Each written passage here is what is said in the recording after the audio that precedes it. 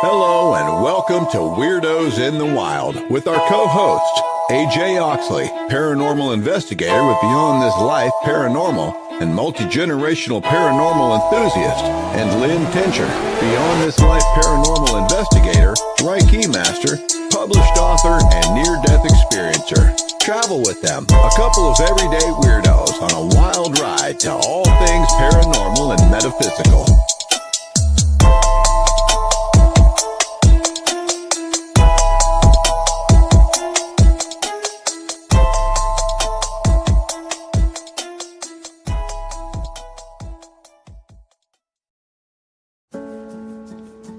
From the Ground Up Books and Resources is more than just a place to buy books.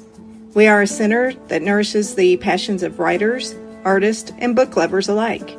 Our programs help educate writers and artists. Our holistic items and Reiki services offer a unique opportunity to build individuals from the ground up. Sign up for one of our memberships today and support us and bring our vision to life. 5% of all memberships will go towards prize money for contests and scholarships for our programs. Book donations are always welcome. Visit FromTheGroundUpBooks.com for more information.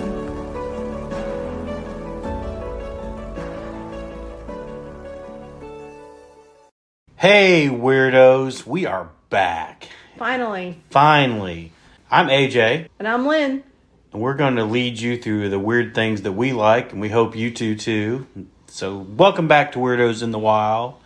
Yes, we've been gone. I've been sick. I was sick for like 3 weeks and coughed my head off, so there was no way I was doing a podcast. And we've had some sickness in the families, but we're back. And we're also back with our ghost hunting buddies tonight. With, as you guys know, our day jobs are ghost hunters for Lynn and I, and our and we're just podcasters by night. So we have Missy. And we have Haley with us from our ghost hunting group, Beyond This Life. Hi. Welcome, ladies.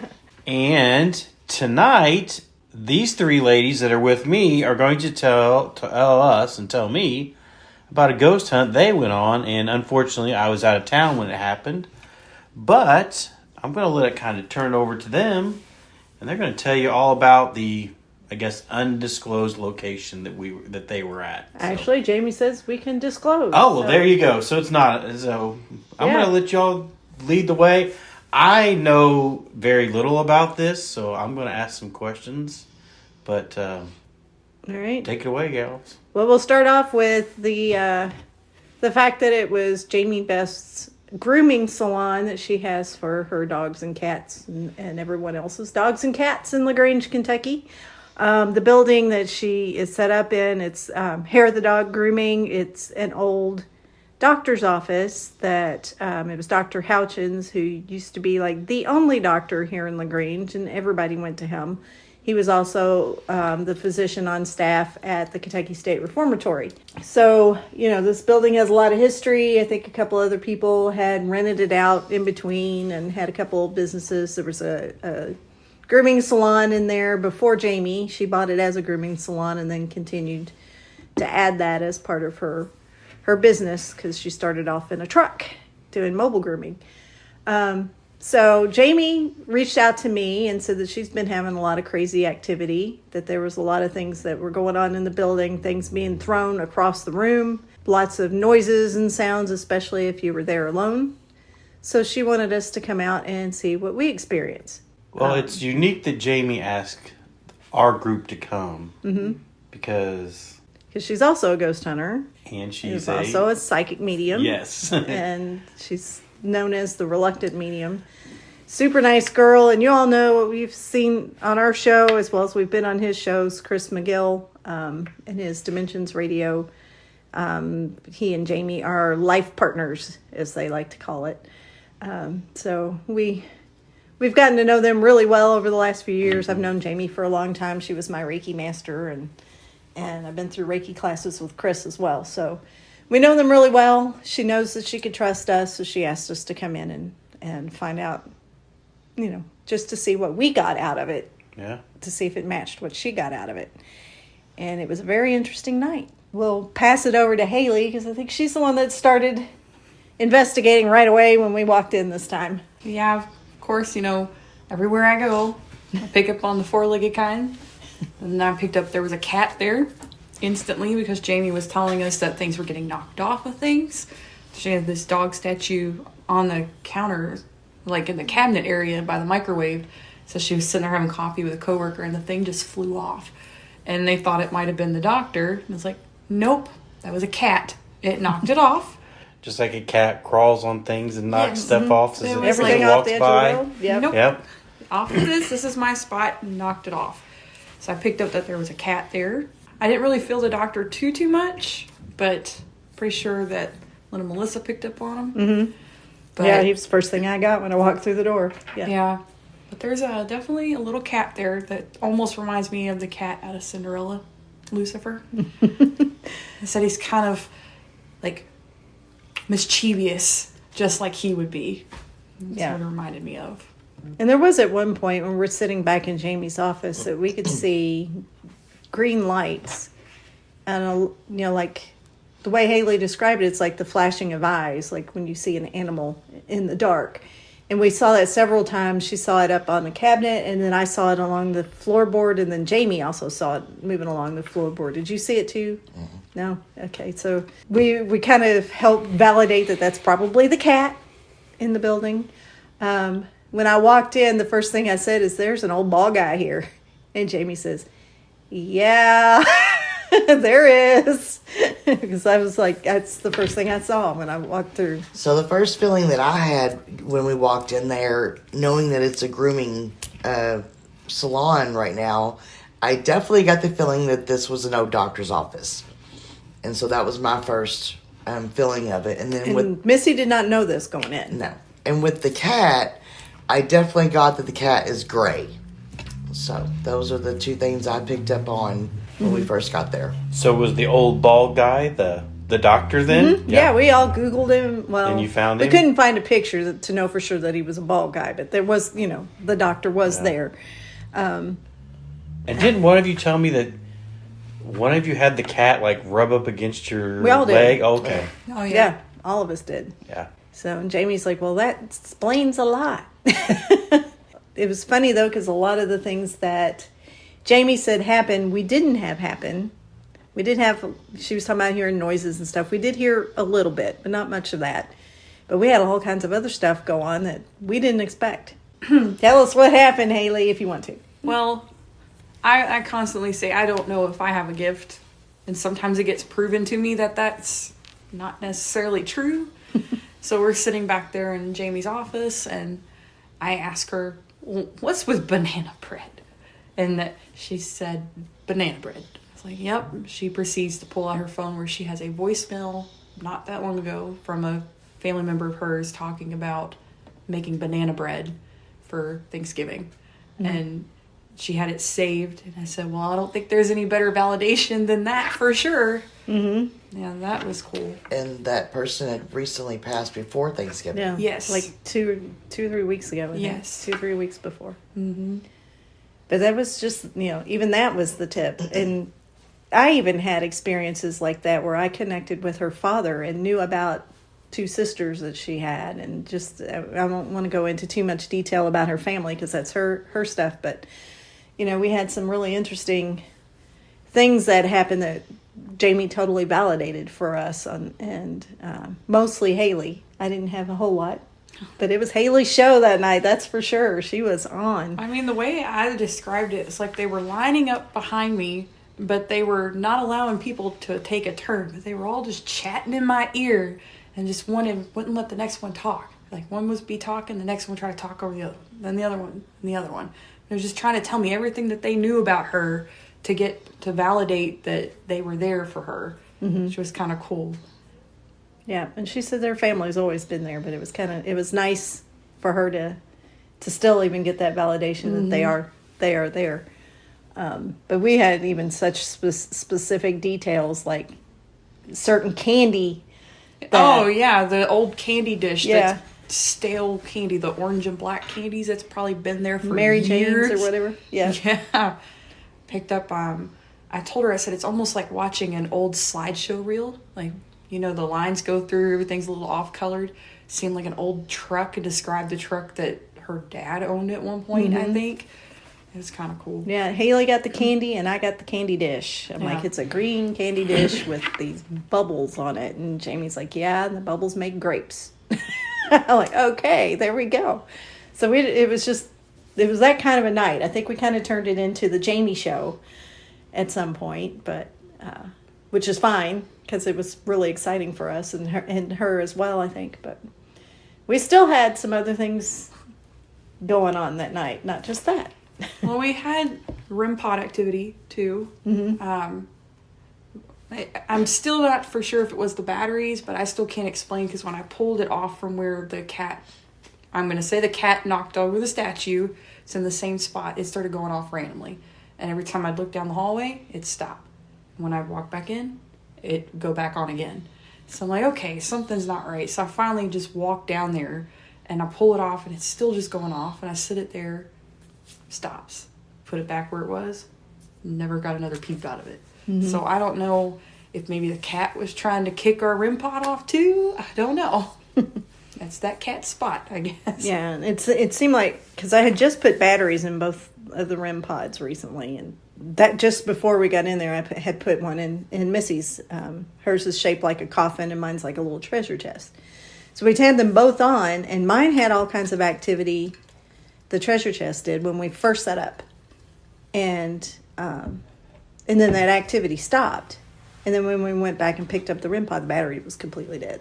It wouldn't make a sound, wouldn't do anything. It was completely dead in like the matter of 30, 45 minutes, something like that. We've had batteries drawn very quickly before, and we've actually had that kind of activity. That's the first time we've investigated there, but we've had that same type of activity before where it's like we would walk away and whatever it is was like, no, I'm going to make this go off so you can come back again. Right. Yeah. Pay attention One of those to me. being Waverly. Waverly was like that for sure. Welcome back to Weirdos in the Wild. Before we return to our program, AJ and I would like to take a moment to remember my brother John Tincher, co-founder of Beyond This Life Paranormal, and Alan Oxley, AJ's father. Both passed away just before we recorded our first episode. Each and every episode going forward, from this one on, will be in remembrance of them. Thank you. Hydra Publications is your one stop for the best in genre fiction. Secrets and Blood is the debut horror novel from Dewey Hensley. Evangeline Grace, the sheriff in a small town, eastern Kentucky coal mining county, longs to start a new life in another place. However, present and past evils conspire to jeopardize her plans and end the lives of those she loves, including her brother Sheldon, whom she promised to protect. Drugs, feuds, and her beliefs stand in the way of identifying the notorious Highlander in time to live her dream. However, menace reaches from Madison County's past.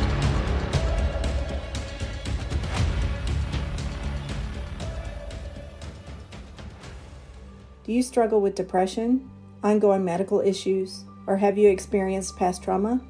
If you have, please consider the help of energetic healing. At Dragonfly Pond Holistic Services, we utilize Karuna Reiki, crystals to align and heal chakra function, meditation, and sound healing to address these issues and help you in your healing process. To learn more about energetic healing and how to contact us, visit our website at dragonflypondenergy.com. For those who call in to schedule an appointment, mention this ad and receive $25 off your initial visit. And then I know Missy had some experiences too. I just got, whenever the father came through, I got the name Bud. But then I realized that it probably wasn't a name as much as it was describing what he drank, which was Budweiser. So I made that, connection there with that. But what I did get, at one point, we decided to go in the front room and kind of just sit around there. And Lynn was getting some activity from her chair. Mm-hmm. It was an office chair. So, of course, does go around in a circle. Yep. And it was moving on her. And she would put her legs straight out and so that they're airborne and her chair's still moving. So I started to record, and what I was getting, and I understand about the whole, it's dust particles and not orbs, but there was some, it was almost like you could tell a difference between the dust and this white light that I was getting. Some kind of anomaly. Yeah. That was coming around her chair and moving in ways that are not a normal way. So I did catch that on camera, which was pretty interesting. But that, we were just sitting there and I'm like, guys, I'm not doing this. And I started spinning around. And then it got to the point where we would ask it, hey, if you're still here, move the chair. And it would spin me around. Or at one point I was sitting there and it would move like just an inch at a time and stop. And then just keep doing it like at regular intervals, like say, hey, this is not an accident. I'm really here doing this to you. At one point I did that and Jamie looked at me and she said, ooh, I saw that. I'm like, yes. And I said, any other normal person would be freaking out about right now that this ghost is moving in a chair, but not me. I'm sitting there going, do it again. So this was all happening while the REM pod was going off too down the hallway. Yep. So that was interesting. I've never had something physically do something like that with me involved. Did any of you get a sense of who may have been moving the chair? I felt like it might have been Dr. Houchins, but Missy and Haley both thought it could have been the cat because it was low under my chair, kind of like maybe pushing it around. I don't know, but it was. I don't even know how to describe the feeling of sitting there with something moving your chair. And you saw the orb under the chair? Not under the chair. When it was flying like across her. But I mean, even it was if around, yeah. I mean, I've got it on video, but yeah, I mean, you could just see it kind of like go, and then she'd be like, "Okay, my chair just moved." So it was really interesting. But, Yeah. I mean, I didn't see it with the naked eye, but with the video camera. Okay. That's when I saw it. yeah. So then we had the spirit box out. We had lots of things come through with that. Yep. John has been coming through quite often. Yeah, he's getting to be our regular visitor. I Yes. think. My brother John, in case. We still have our code words, and he's very adamant about calling me a punk or a turd because it's like he can't remember which one was his, which one was mine. But I've been having stuff at my house the last 3 weeks or so. I have a cowboy hat that sits on my wall. It's been up there for months. You walk past it, it won't do nothing. You could wave anything around, it's not going to move. Been having a conversation with a friend of mine about the cowboy hat. Cowboy hat falls off the wall. A couple weeks later, having the same conversation about the cowboy hat, falls off the wall. So I'm like, okay, this is awkward. Like, I've never had that happen before. I don't know why it's doing that. Then, like maybe a week ago, I have a picture frame on my wall that's been up there for months. Hasn't moved. Heard something fall in the middle of the night. I thought it was my daughter falling out of bed or off the couch or whatever. I was like, should be fine. Leave it alone. Wake up the next morning. The picture frame has fallen off the wall onto the floor. So I asked on the spirit box, I said, John, was that you that knocked my stuff off my wall? And he goes, yes'm. And I said, will you stop? And he goes, nope. So he's coming through, letting us know he's still here. Yeah, and I even asked. I'm not going to say what I asked, but I asked a very personal, emotional question, and he answered it immediately and very loudly, which then got me very upset, and I had to walk away for a few minutes. Mm-hmm. But hopefully this comes to pass. What he validated. It was very good news. It was very good news, and I'm not going to put it out there because, it's very personal. But you told me, so I do know what that is too. Yeah, and so that one we shall see someday. And I think we got Dr. Houchins. We did. Came through the spirit box as well. We did. We asked if he was there, and he said, "Well, hello," or something like that. Hello, hi, or something. I mean, plain as day. We should probably give a little explanation again on the spirit box. I'm sure everybody's getting tired of hearing it, but what it does is it scans radio frequencies and you play it either forward or backwards, and it scans it really fast, so you're not able to pick up like full conversations on the radio. But it's supposed to be where a spirit can manipulate those radio waves so that their voice comes through the speakers. And as we've seen, I used to not be a believer in that at all, but as we've seen over the last few months, that we really believe is the case. Yeah. Keith Age taught me that is called green waves, green noise. So they can manipulate the waves with the green noise. If Keith is listening to that, I'm sure he'll be proud. Yeah. See, Keith, we do learn from you. I will say that is one of my favorite pieces of equipment. Just because I think for me, it gives me more of a validation that we are communicating with someone because we're actually hearing their voice. And getting, answers through voices and not, just lights or sounds. Right.